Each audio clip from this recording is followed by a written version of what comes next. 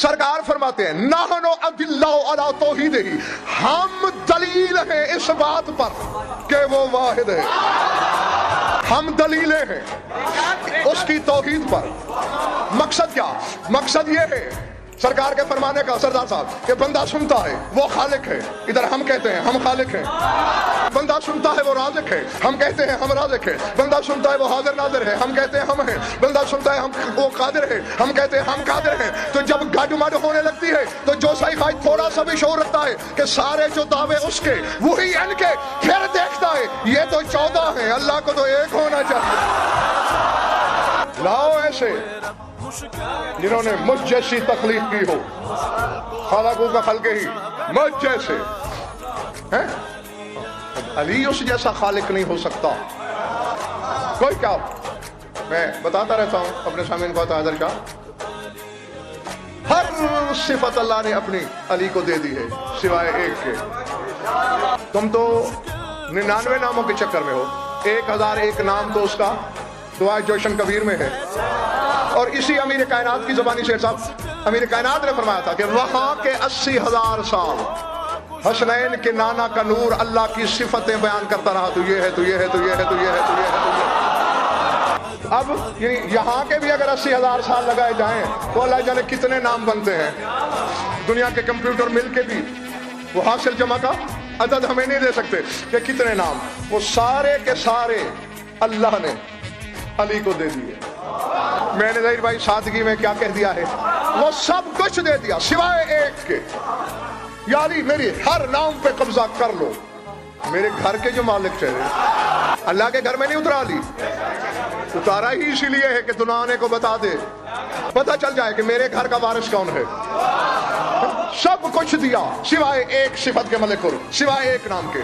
یا علی سب بننا، کبھی متکبر نہ کہلوانا، خالق کہلوانا، خلاق کہلوانا، رازق کہلوانا، رزاق کہلوانا، ذوالجلال کہلوانا، ذوالاکرام کہلوانا۔ خبردار ہے علی، متکبر صرف میں ہوں، تم بھی تکبر نہ کرنا۔ کیوں میرے مالک؟ بے شک تو اتنا بڑا باکمال شہنشاہ ہے کہ چشم زدن کے کروڑویں حصے میں اربوں کائناتیں بنا بھی سکتے ہو، اجاڑ بھی سکتے ہو، تم اپنے جیسا علی خود نہیں بنا سکتے۔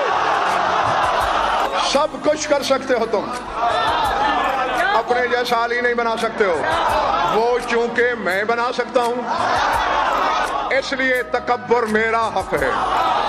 میں اچھا شاہی خواج ظاہر بھائی، کسی بات پہ جب کوئی صاحب فن اتراتا ہے تو اس کی اتراہٹ میں اس کا غرور جھلکتا ہے نا۔ میں کوئی جملہ کہوں اور کہنے سے پہلے اتراؤں کہ یہ جملہ یا اس جیسا جملہ کوئی کہہ کے دکھائے، اس کا مطلب ہے مجھے غرور ہے اس جملے پر۔ جن کو بنا کے ان کا خالق اترائے، پالنے والے یہ سارے کے سارے جتنے شیعہ سنی یہاں جمع ہیں، یہ سب 14 کو چاہنے والے، ماننے والے، یہ جاننا چاہتے ہیں آخر تم نے کیا بنا ڈالا ہے ان کو کہ اترائے چلا جا رہا ہے، غرور کر رہا ہے، متکبر کہلوا رہا ہے۔ وجہ کیا ہے؟ آواز خدا دے غضب پر ہزیان نہ پک۔ جب میں نے ان کو بنایا، تو بتا کوئی شاید تھی؟ شاید تو تھی نہیں۔ ان سے پہلے اگر زمین ہوتی تو پھر ان میں سے خاکی پن جھلکتا۔ مجھے ذات واجب کی قسم، میں عرش پہ سردار صاحب لے کے جانا چاہتا ہوں اپنے سارے سامعین کو، ہاں، جس کے پاس شہپار مودت ہے اور ذوق پرواز بھی رکھتا ہے، وہ اڑنے کو تیار ہو جائے۔ ٹوٹے ہوئے پر والے کا میدان میں نہیں ہوں۔ اگر دیکھو میں نے آدم کو مٹی سے بنایا، خاکی پن جھلکتا ہے نا، یہ خاکی پن ہی تھا کہ آرزو کر بیٹھا میں بھی ان جیسا ہوتا۔ اگر آدم خاک سے نہ ہوتا تو کبھی بھی یہ تمنا نہ کرتا۔ غضنفر تو خود بتا، ان سے پہلے آسمان تھے، اگر ہوتے تو ان میں ملکوتیت جھلکتی، یہ فرشتے نظر آتے، اور اگر یہ فرشتے نظر آتے تو پھر اپنی شفا کے لیے خود کوئی در ڈھونڈتے پھرتے۔ میں نے غلط کہا؟ کیوں صحیح خواج؟ کیوں میں نے کھوڑ؟ عطا شاہ ظاہر بھائی ایسا ہے نہیں، فرشتے کہاں سے؟ حالانکہ فرشتے مذاق، کسی مذاق چیز کا نام شفیق زیدی فرشتہ ہے؟